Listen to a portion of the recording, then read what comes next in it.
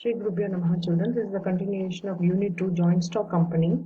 In the previous class, you saw the suitability of joint stock company, when you can start joint stock company and what type of business can be started with joint stock company.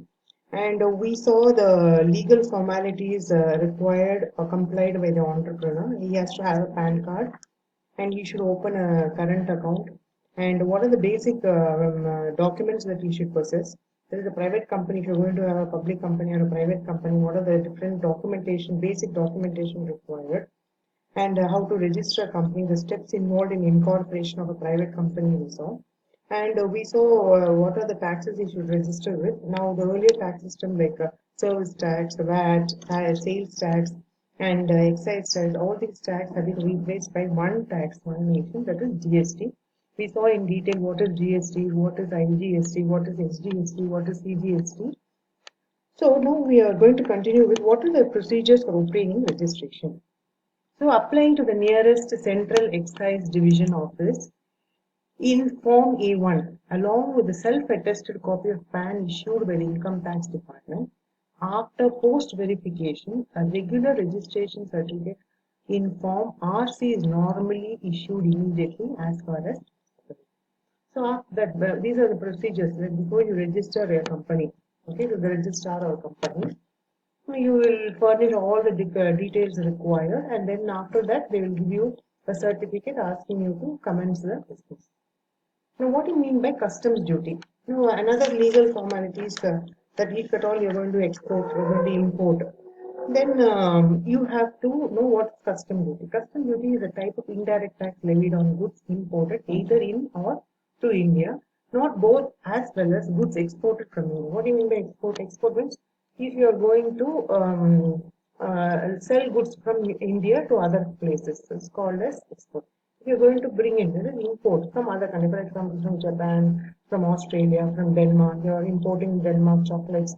From Switzerland, you're importing chocolates. From Japan, you're bringing cars. So all import, like watches, clocks, to bring importing, then you have to pay customs duty for that. So all that, so export of goods means taking goods out of India to place outside India. Okay, the next is file entrepreneurs memorandum at DIC. DIC means District Industry Center. But this is totally optional. But okay. So although not mandatory, you may file Part 1 of Entrepreneurs Memorandum to the District Industry Center. This may be necessary for claiming certain incentives.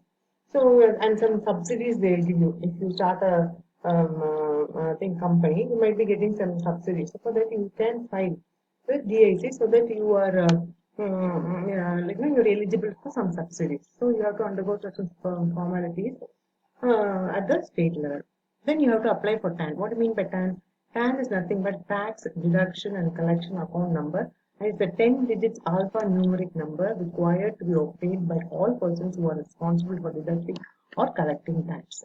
So it is compulsory to quote TAN in TDS and TCS return, including any e-TDS and TCS return, any TDS or TCS payment challan, and any TDS and TCS certificate.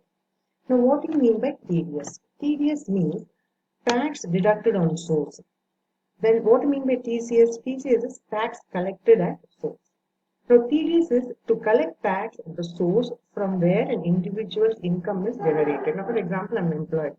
Now, for the income I'm getting, if I'm eligible to pay the tax, so then if I'm drawing above 5 lakhs, above 6 lakhs, then I'm eligible to pay tax. The tax will be deducted at the school level itself, and then it will be deposited. Okay. Now, what do you mean by TCS? The tax payable by a seller when he collects from the buyer at the time of sale. This is called as TCS. Now, who must apply for TAN? All those persons who are required to deduct tax at the source or collect tax at source on behalf of Income Tax Department are required to apply for and obtain TAN. If you are a businessman, most probably you will be earning more, and you have to collect the TAN. Okay, you have to apply for TAN.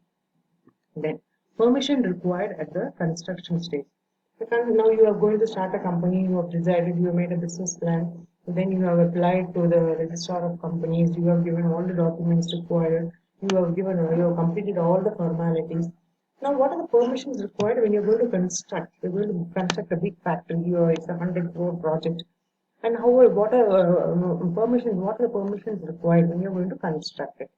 Now, there are some permissions which are required to be obtained from the government. What is that?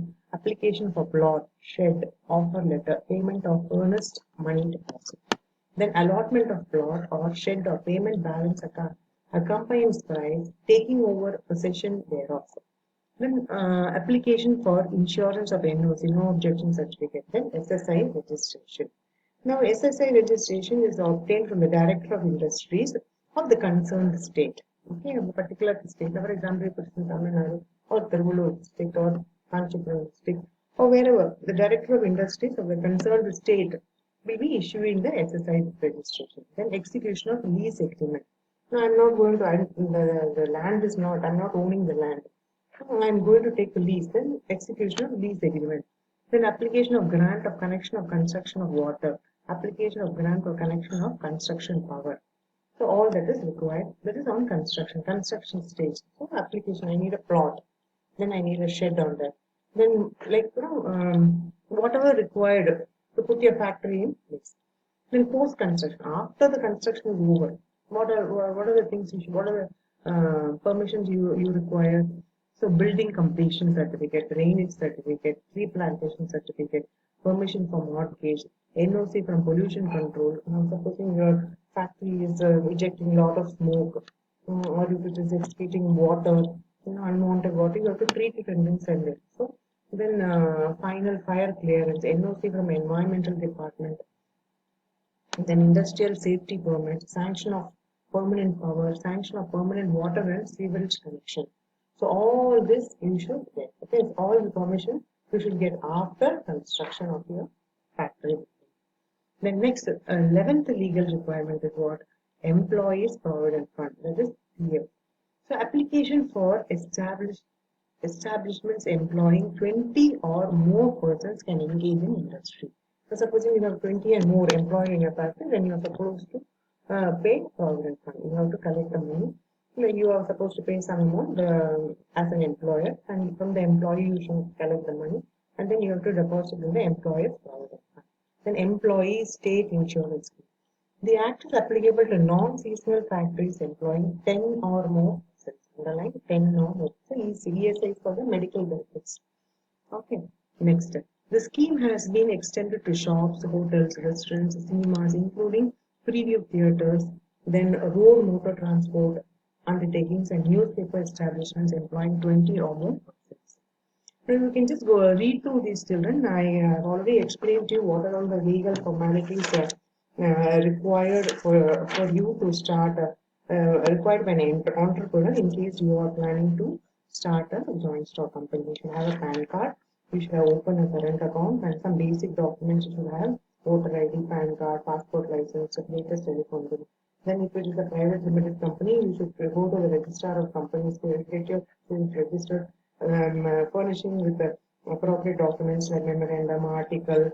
Then after they give you the certificate of incorporation or commencement of business, only you can start it. Okay, now what are the board resolution authorizing the opening and operation of the account and registering your company. Then some of the steps involved in incorporating a private company I already discussed with you. Then I told you about the GST and CBSE and IGST. Then what are the procedures to obtain a registration? What is custom duty? And then entrepreneur, file entrepreneurship memorandum at DSA, which is I told you optional. Then apply for a TAN. I told you what is TDS and what is TCS.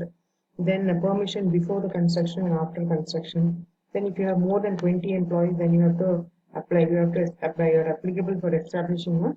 You should have a PF. You should deduct money from them and employee contribution, and then you should deposit the money in their fund, the employee provident fund. The employee stake insurance scheme, that is applicable for non-seasonal factories employing 10 or more persons. But now they are extended, the scheme is being extended even shops, hotels, and restaurants and cinemas, including preview theaters, road motor transport undertaking, newspaper establishment employing 10 or more persons. So see, they have given you steps involved in starting business in India. It's only a sample. You can go through what are the steps you should go through. See, you have around 13 steps. Just read through it. Okay. And so that you get an idea before you start the business, what are all the things that you should get registered, what are all the account numbers you should get. You should apply for the professional tax, you should go for register for employees provident fund, then ESI you should go for, then obtain a director's identification number, obtaining digital signature certificate online from private agency authorized. So they reserve the company name. So for all that you may need to make a payment. So how much you have to pay. So they've given you a chart. So just go through it. Okay, I told you there's no VAT now. It's not prevalent. VAT is not there. So you can just ignore that, and instead you can put GST, value added tax is not there. So it's not applicable for you. So all the other things, wherever you have indirect tax, now it is only one tax, one nation. So GST, IGST, CGST is there. Right? So with this, we are closing the joint stock company. And this is a part one of unit 2 we are completing, and we are going to the second part that is called as business plan. So in my next class, we are going to start with business plan. I told you already in the second part we'll be covering what are how do you start the business, how do you plan. First of all, plan is very important. Okay, when you're going to pour in a lot of money into your company, it is essential that you have a proper business plan. So, what are all there in the business plan? So, the business plan, you should understand and the meaning of business plan, and then what do you mean the organization plan, production plan, human resource plan, operation plan, functional plan, financial plan, marketing plan, etc. All that you'll be learning in detail. And the next class, we will start with business plan. Okay. Now, I want you to go through this joint stock company, and as an assignment, you can make you can list the characteristics of company. I already gave you this homework.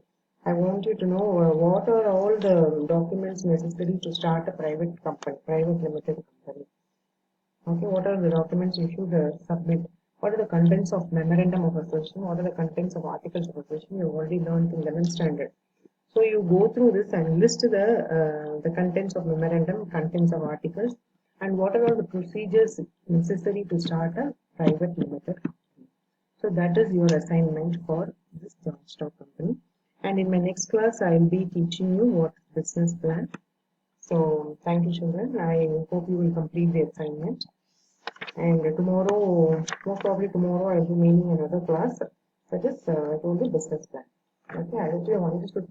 In case you are not able to understand anything, you are most welcome to. You can call and ask me. Right? So tomorrow we will start with this. Thank you, children.